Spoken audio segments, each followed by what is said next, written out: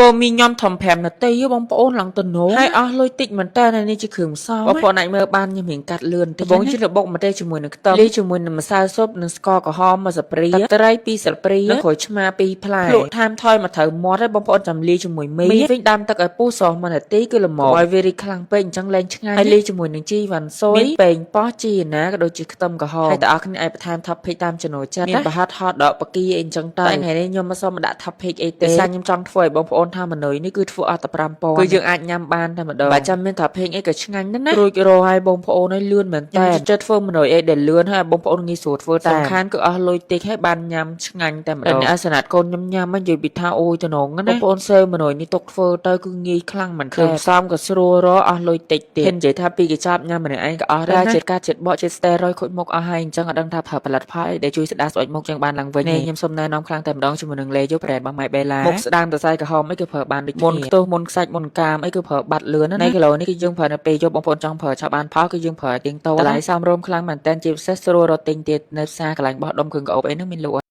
ត្រីសាម៉ុនប៉ាត់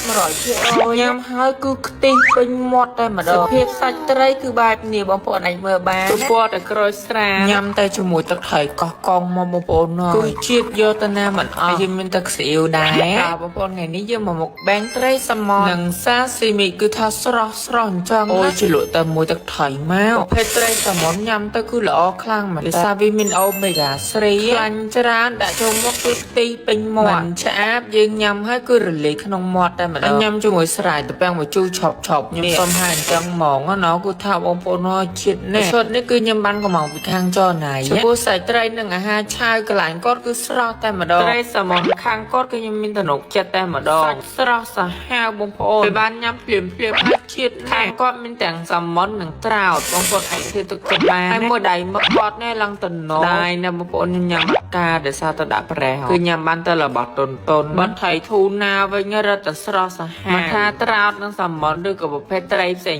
ជាប្រភេទត្រីទឹកត្រីបងប្អូនអាចញ៉ាំបានដែរទំនុកហើយស្នាតកូនខ្ញុំនិយាយពីថាចូលចិត្តត្រីសាម៉ុនដូចខ្ញុំតែម្ដងបងប្អូនហើយបើបដោយគឺថា2នាក់នឹងម៉ត់តែម្ដងហើយនេះដាក់ប្រេះផងចាបកាយញ៉ាំប៉ុណ្ណឹងសុំសួរអ្នកមើលបន្តិចចាឃើញវីដេអូនេះនៅម៉ោងប៉ុន្មានដែរណាហេវេថាមើលបងប្អូនចង់ញ៉ាំដែរអាចក៏មកវិចារណៃបានណានេះឲ្យថាស្រស់តែម្ដងហើយសម្រាប់បងប្អូនដែលគាត់ចង់បានមុខសភ្លឺរលោងជាពិសេសមុខគ្មានមុនគ្មានស្នាគ្មានជមអីបងប្អូនអាចសាក់ប្រើជាមួយនឹងណៃគីឡូរបស់ brand របស់ My Bella បានជួបភេទលេដែលយើងប្រើនៅពេលយប់ជួយបំបត្តិមុនតូចមុនធំជាពិសេសមុនសាច់មុនកាមមុនក្បាលខ្មៅអីនោះគឺបានល្អខ្លាំងមែនតើប្រភេទលេព្យាបាលហើយចូលបងប្អូនគាត់ប្រើជាតិកាត់ហើយអាចមកប្រើលេនេះបានជួយស្ដារស្វែងមុខយើងបានលឿនខ្លាំងមែនតើមុខដោយសារជាតិកាត់ជាតិបកជាតិប្រតអីបងប្អូនអស់បារម្ភទៀតណាអាចទិញលេរបស់ My Bella ទៅប្រើបានធានាបានមុខស្អាតត្រឡប់មកវិញ